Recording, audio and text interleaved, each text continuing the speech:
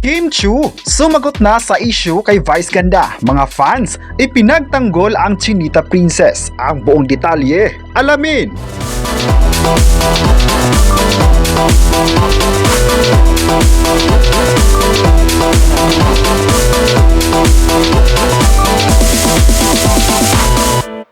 Mukhang napikon si Vice Ganda sa komento ng supporter ni Kim Chiu na hindi man lang kasama ang idolo nila na pasalamatan ng una nang makatanggap ito ng award para sa It's Showtime sa nakaraang FAMAS Broadcast Arts Awards noong Lunes na ginanap sa Manila Hotel. Ay tinanggap ni Vice Ganda ang award for It's Showtime bilang Best Variety Show at Best Host for Entertainment.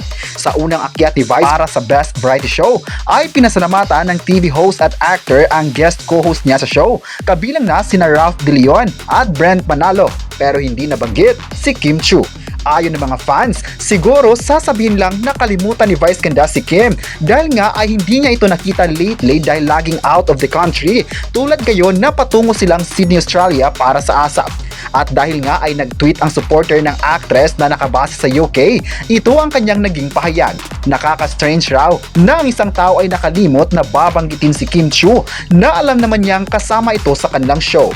Dahil nga nakatag si Vice Ganda kaya nabasa niya kagad ito at sinagot din agad at tinag pa si Kim.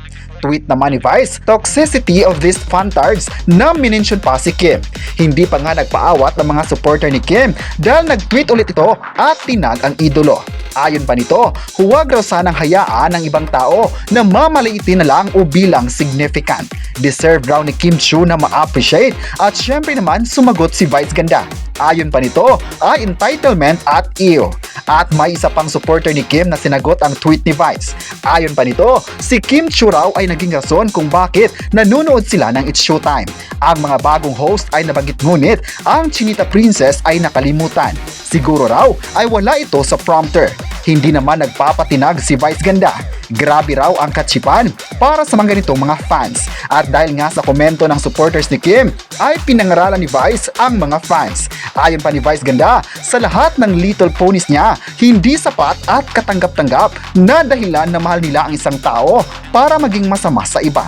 Ipinagpasalamat nga ni Vice ang suporta nito pero hindi niya inaalaw ang toxic behavior na ito para lang sa isang support.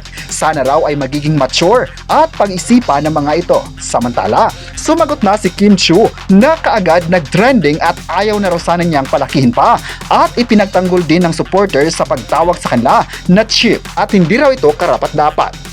Ayon sa tweet ni Kim, ayaw na saan niyang palakihin ito pero bilang mga taga-suporta, hindi naman siguro katsipan ang tawag doon. Siguro raw ay marahil sa sobrang pagmamahal at suporta nila sa idolo nila ay makikitang protective sila. Initial reaction siguro na ito.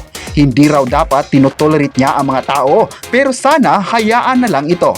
Kung walang taong sumusuporta at lubos na nagmamahal, ay wala ding tatangkilik sa lahat na ginagawa nila. Kayo, ano ang masabi nyo na sumagot na si Kim Chiu sa issue kay Vice? I-comment na kung saan ka papabor at huwag kalimutang i-subscribe ang ating YouTube channel.